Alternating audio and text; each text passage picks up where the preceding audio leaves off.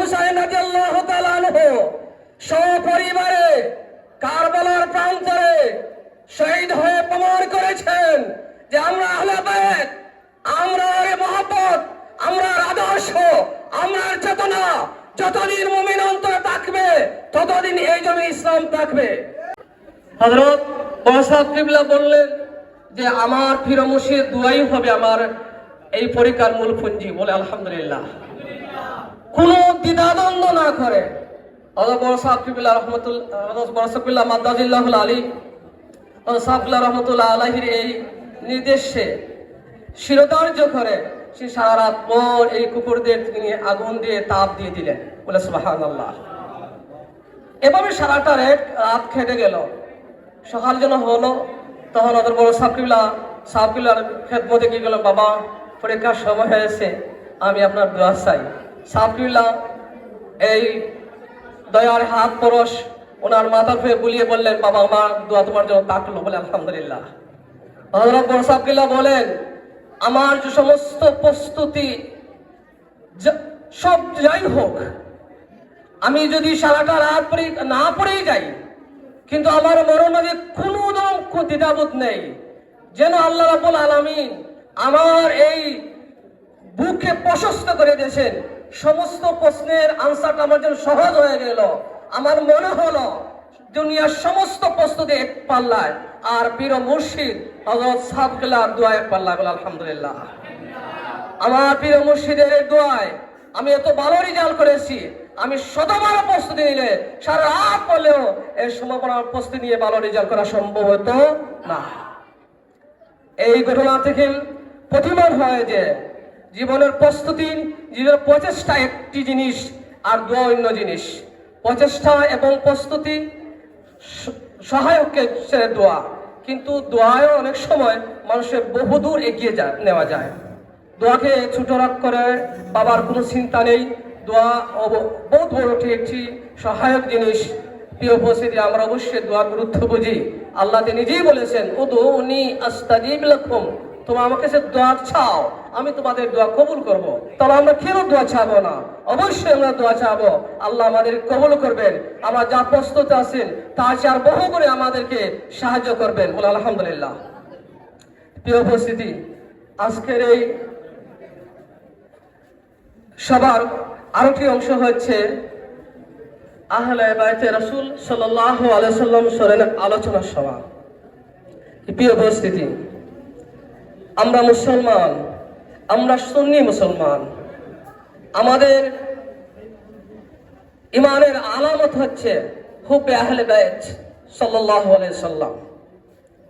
ইমান এবং ইসলামের পার্থক্যকারী বিষয়টি হচ্ছে হুব্বে আহলে বাইত।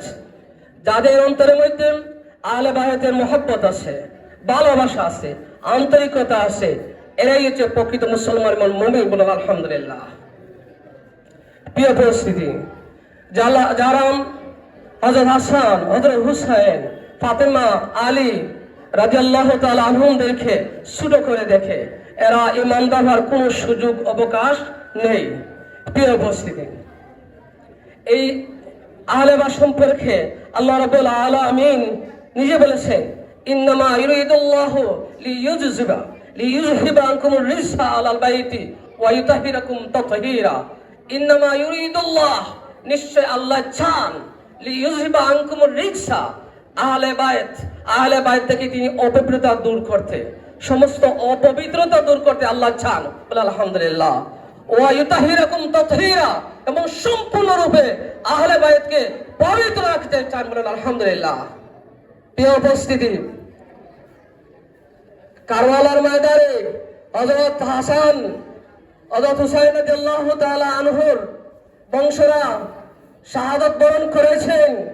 এই জন্য ইসলাম বিদায় হয় নাই, বরং ইমাম হুসাইন রাদিয়াল্লাহু তাআলা আনহু সপরিবারে কারবালার প্রান্তরে শহীদ হয়ে প্রমাণ করেছেন যে আমরা আহলে বাইত, আমরা মহব্বত, আমরা আদর্শ, আমরা চেতনা যতদিন মুমিন অন্তরে থাকবে ততদিন এই জমি ইসলাম থাকবে। আহলে বাইতের ইজ্জতে, সম্মানে, হুরমতে পরিমাণ হয়ে আমরা মুমিন মুসলমানরা চিরদিন এই পৃথিবীতে, এই দুনিয়াতে ইসলামের ঝান্ডা বুলন্দ রাখবো।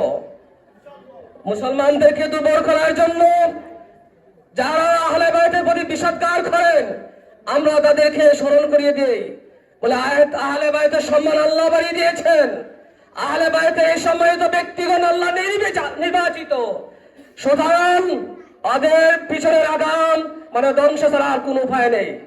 আহলে বায়াতের এই বংশধারা কিয়ামত পর্যন্ত থাকবেন এবং যতদিন থাকবেন আল্লাহ ততদিন তাদের মাধ্যমে এই পৃথিবীতে আহলে হক, ইসলাম, ঈমান জিন্দা থাকবে।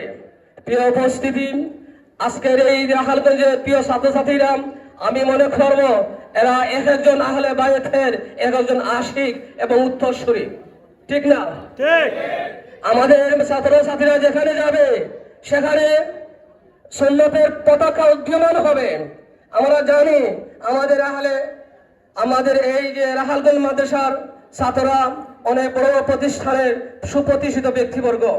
এরা এই বর্তমানে এই পৃথিবী বা এই বাংলাদেশের বড় বড় ঝান্ডা এরা নিজে নিজে ধরে রেখেছেন এবং ওনাদের মাধ্যমে দিনের বহু বড় বড় খেদমত আঞ্জাম হচ্ছে। আমি আবার আশা রাখবো তোমাদের মতো ব্যক্তিবর্গের মধ্য হইতে, আমাদের এই প্রান্তীয় ছাত্রীদের মধ্য হইতে আলিম, দাখিল, ফাজিল এভাবে পর্যায়ক্রমে ছাত্ররা 12 রেজাল্টের মাধ্যমে উদীয়মান হয়ে এক সময় বিভিন্ন মাসার প্রিন্সিপাল হবে, জাতির কর্ণধার হবে, এই জাতিকে সুন্নতের পতাকা তলে আহ্বান করবে, ঈমান ইসলামের প্রকৃত ছায়া তলে এরাই আহ্বান করবে। প্রিয় উপস্থিতি, তোমরা যদি এখানে লেখাপড়ার মনে দুর্বল হয়ে যাও তাহলে সেই স্বপ্ন বাস্তবায়ন করা যাবে না। তোমার লেখাপড়ার মধ্যে মনোযোগী হতে হবে, লেখাপড়ার মধ্যে তোমার ভালো হতে হবে, ভালো রেজাল্ট করতে হবে, তোমার বিভিন্ন প্রতিষ্ঠানে চলে যাবে, বিভিন্ন বার্ষিক চলে যাবে, বিভিন্ন ডিগ্রি অর্জন করবে। তোমরা একদিকে আদর্শবান হবে, অন্যদিকে তোমরা উচ্চতর ডিগ্রিমান একজন ব্যক্তি হবে, তোমরা একজন স্বর্ণপদক ব্যক্তিও হতে পারে। হইতে পারে তোমাদের আমাদের রাখালগঞ্জের এক একটি ফুল এক একটা জগতে এক একজন সেনাপতি হতে পারে। প্রিয় উপস্থিতি, এই স্বপ্ন বাস্তবায়নে আমরা তোমাদেরকে প্রেরণা দেই, তোমাদের উদ্বুদ্ধ করি, তোমরা কখনো যে জড়ে পড়ো না, তোমরা কখনো যেন তোমরা নিষ্পেষিত না হও, কখনো তোমরা যে তোমাদের এই মিশন থেকে তোমরা পিছাও না হও। আমাদের দোয়া অবশ্যই তোমাদের জন্য থাকবে ইনশাল্লাহ।